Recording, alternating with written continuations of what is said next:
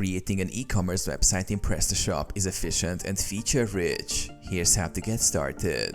Install PrestaShop. Install PrestaShop on your web hosting account. You can do this via a one-click installer in cPanel or by uploading PrestaShop files manually. Follow the installation steps to set up your store. Log into the admin panel. Access your admin dashboard at yourdomain.com/admin. Use the login credentials you set up during installation to enter the backend, where you will manage your store. Add products. Go to Catalog, Products and click Add New Product. Fill in details such as product name, description, price, images, and inventory levels. Organize products into categories to make them easier to navigate. Customize appearance. Access design, theme and logo to choose a theme that matches your brand. Customize the logo, colors, and layout. PrestaShop also offers various modules under Modules, Module Manager to enhance functionality.